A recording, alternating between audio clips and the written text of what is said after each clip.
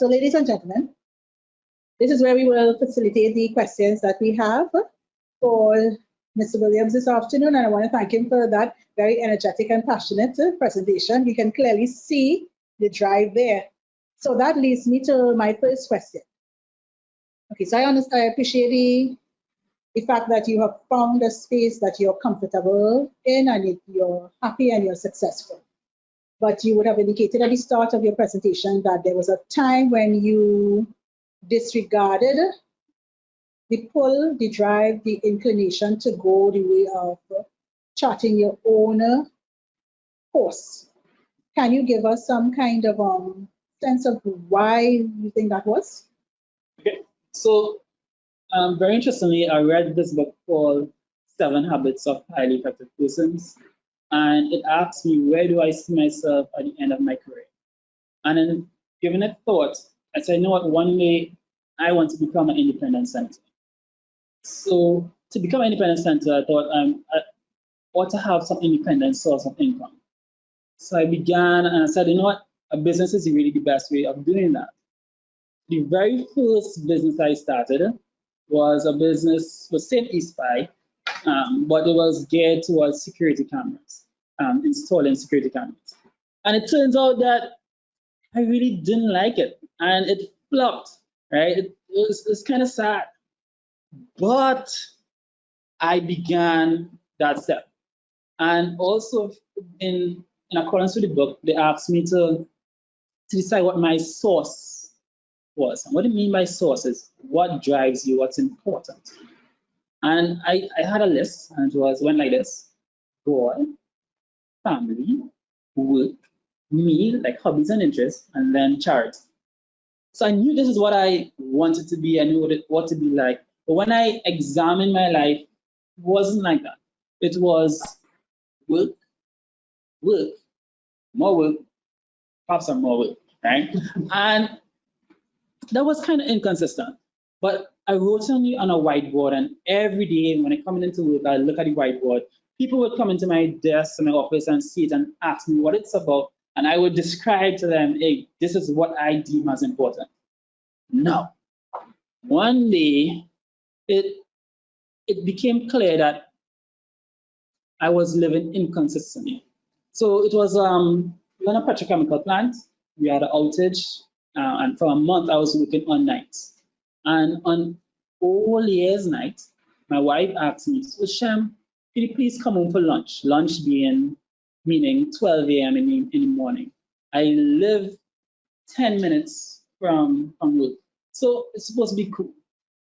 5 to 12, she calls, and she says, Shem, where are you? But I had the plant out in fires, installing these things, fixing stuff, and I'm like, still on the plant. I live 10 minutes from home, and so she knew I couldn't make it.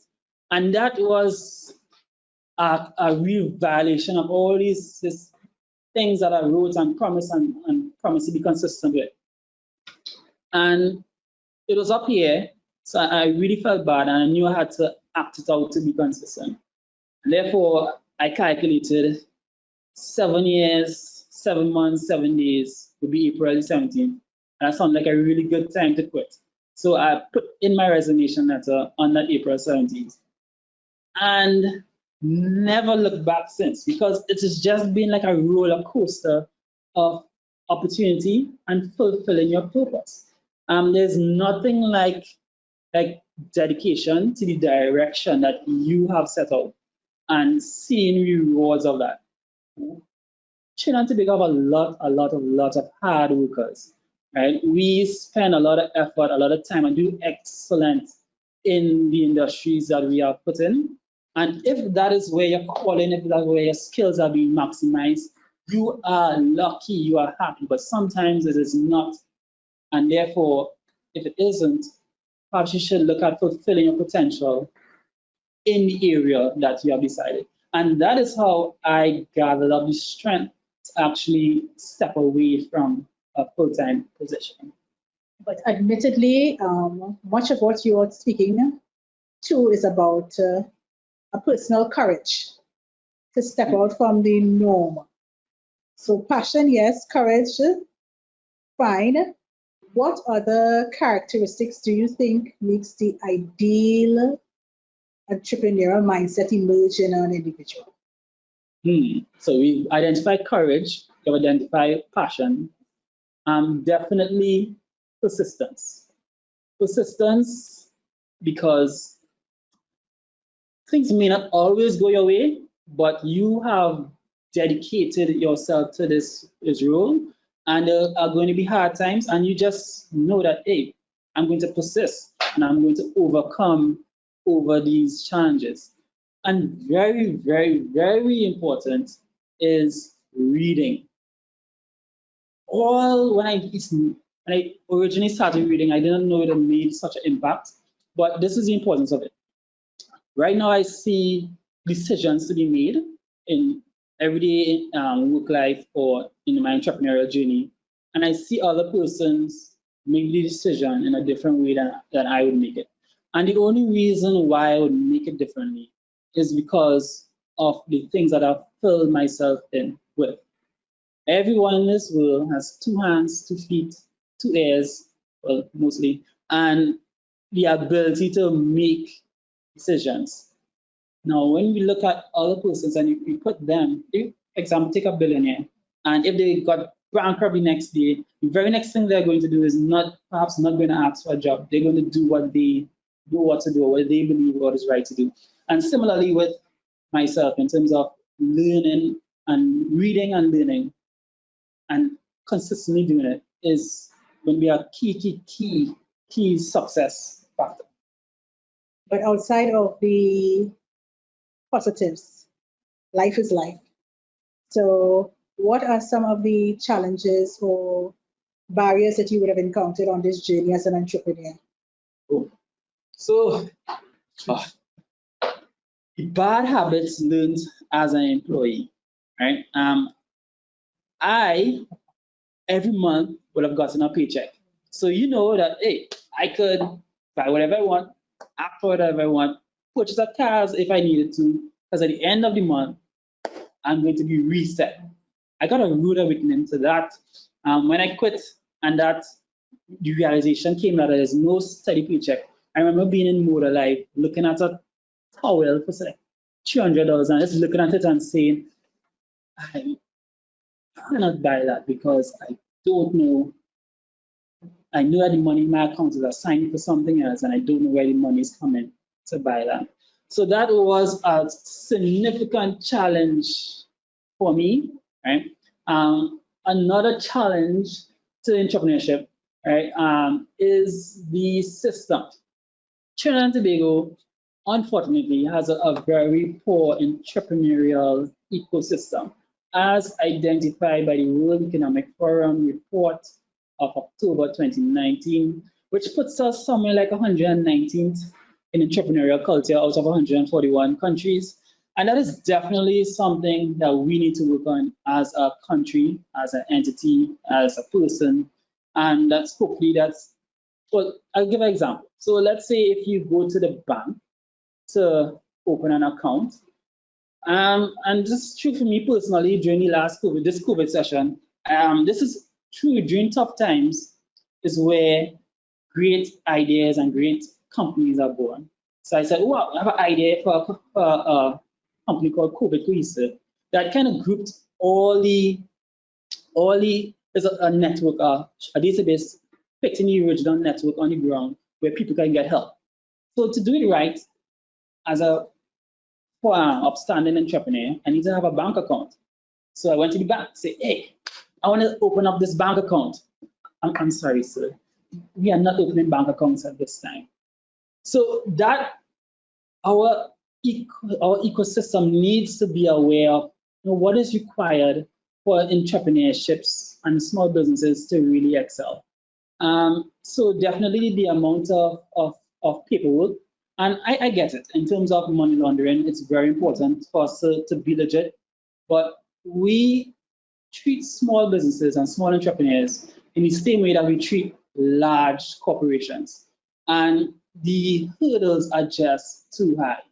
For example, they ask, how long have you been operating? If you have been in operation already, you need to have chartered accounts.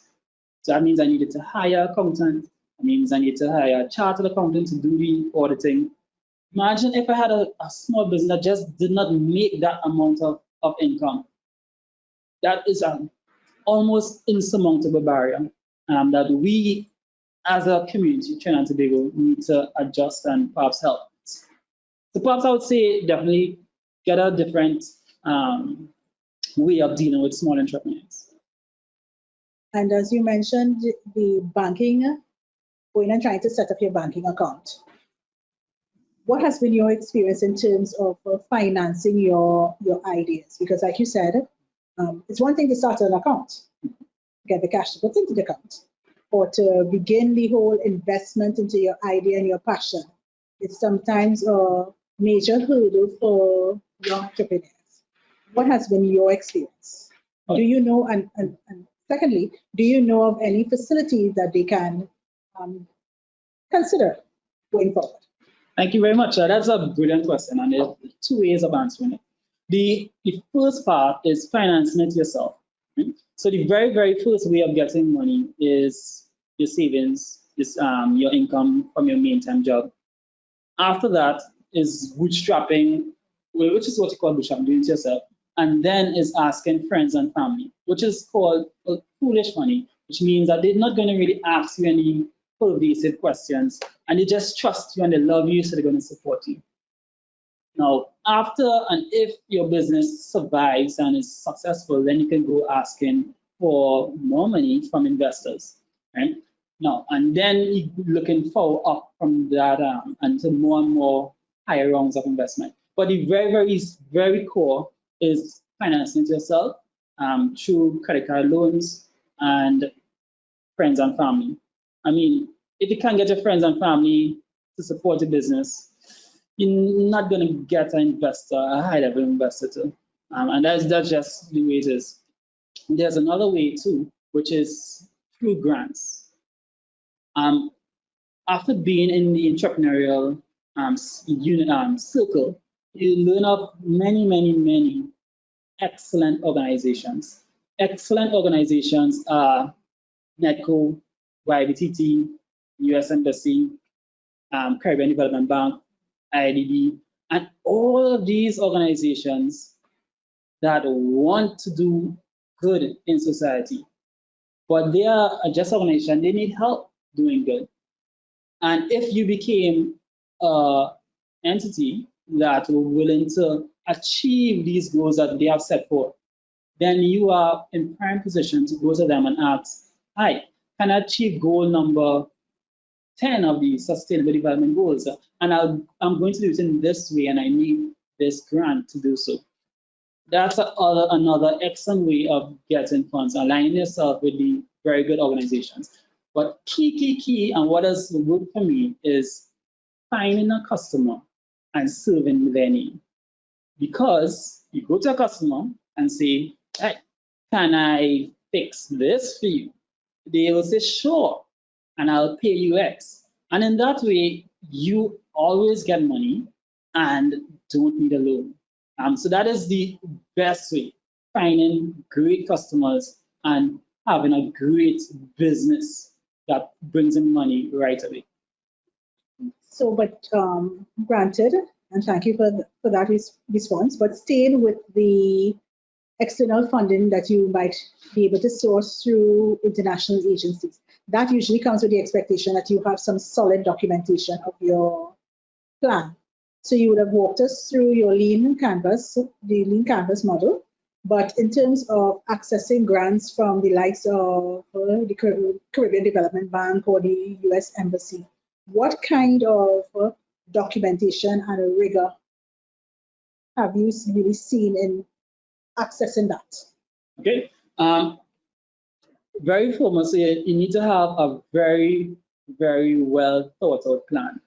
And when I say well thought out, it's hard to describe here. However, on YLI online courses, there's a wonderful program that shows you all the things that would be required of you and quite of what you need to know. So you have to be very aware of that grants process. You need to know about how often persons are successful with grants.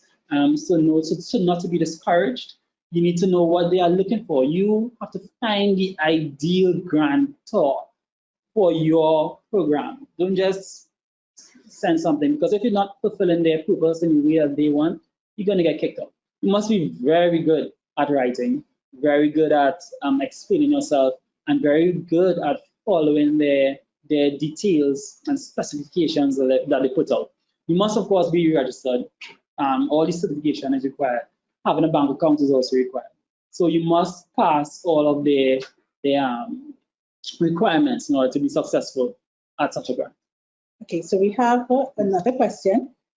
I guess the persons wanted to know, in your experience, even with the international group of youth leaders that you're associated with, how well represented are young entrepreneurs from Trinidad and Tobago, one, and oftentimes the differently able seems to be left out of the entrepreneurial conversation. Have you seen or witnessed any such support or mechanisms for the differently able to participate at the higher level in terms of entrepreneurial development? So two more questions. The first, just remember the first part. The first is in terms of Trinidad and Tobago's representation at these forums. Are you seeing an uptick in young entrepreneurs from the country, or it's not as good as it could be? What kind of representation are we having? I would say we actually have a very good representation in programs such as YLI, and we have been represented well, and continue to represent, and that's based on the numbers as compared to other Caribbean countries or even Latin American countries, and how we're represented. We actually have some very, very good examples of persons out there, very, very good, and not just of the persons, but of their projects, such as AgriMan. I always look up to that AgriMan idea and how well they've been represented worldwide, right? So, but sometimes it's not always very well advertised, so we may not be aware of it. And the second question, which is how well is our differently able represented? And I would be honest, I don't think very well, because it's difficult to recall any examples of excellent differently able businesses that are advertised as a model for others. I know of one girl who's a writer, and she has done remarkably well. But I agree that we could do a whole lot better, especially providing opportunities to different neighbors through entrepreneurship. Okay, and you touched on the question of widespread communication and marketing of the efforts of those entrepreneurs who actually are emerging and existing in Trinidad and Tobago. What is the biggest gap there, and what can be done to mitigate that challenge? Okay, so the biggest gap with advertising, and because I'm an advertiser, young entrepreneurs or medium entrepreneurs don't recognize the importance of advertising, and don't have the budget for advertising. However, if you look at companies like Nike, Coke, any popular companies, they do spend that money in advertising because they realize the importance, and they see it, and they see the benefits of it. But definitely a real hurdle is that advertising costs and to make the budget for it. Right. Okay, so what is happening on the ground? So so we understand the international representation that we have for young leaders, but in Trinidad and Tobago, do we have any facility or forum by which entrepreneurs are given an opportunity to come together and network ideas and collaborate on projects, or just learn about what is happening with each other? Okay, so yes, we have organizations like SMC, which has a makerspace, right?